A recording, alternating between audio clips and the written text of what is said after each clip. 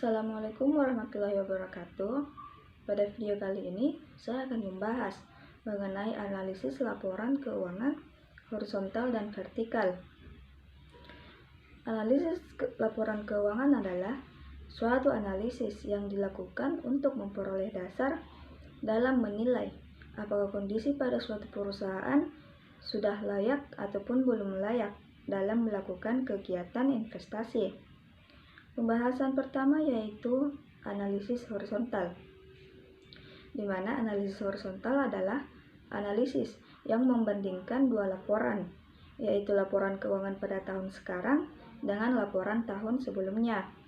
Analisis horizontal ini bisa membandingkan antara 3 tahun periode, lebih periode laporan ke komparasi.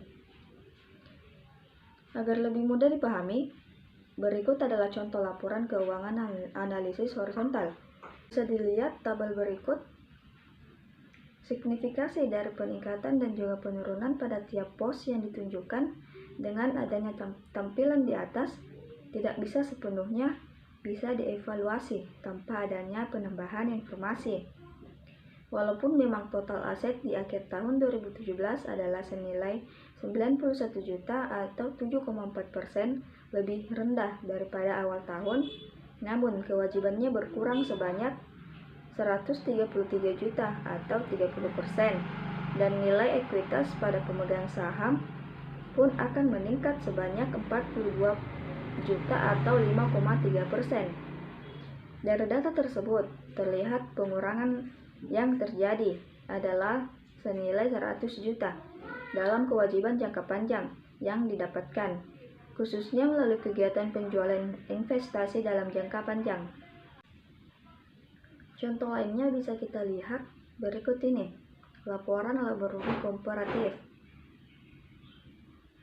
Persentase peningkatan di dalam penjualan bersih perusahaan harus disertai dengan persentase peningkatan yang lebih besar dalam harga pokok penjualan. Adanya peningkatan harga pokok penjualan ini akan berdampak pada penurunan laba kotor sebagai suatu persentase penjualan. Beban penjualan akan meningkat secara signifikan dan beban administrasinya pun akan lebih tinggi.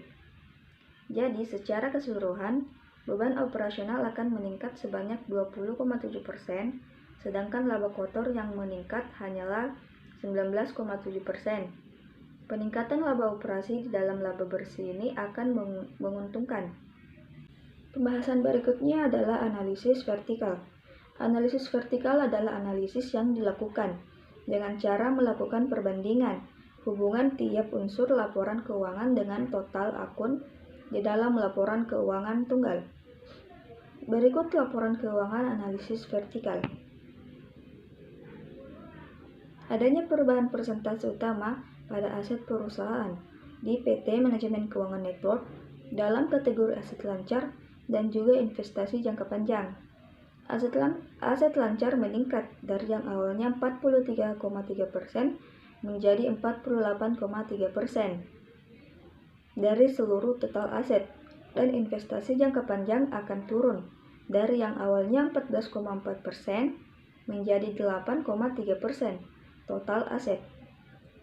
Di dalam bagian kewajiban dan juga ekuitas pemegang saham, perusahaan persentase yang paling besar terdapat pada kewajiban jangka panjang dan juga laba ditahan.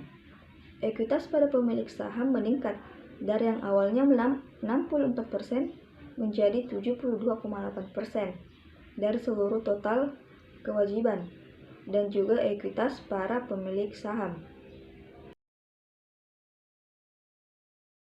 Mungkin itu saja yang dapat saya sampaikan, kurang dan lebihnya mohon dimaafkan. Wabillahi taufiq wal hidayah. Wassalamualaikum warahmatullahi wabarakatuh.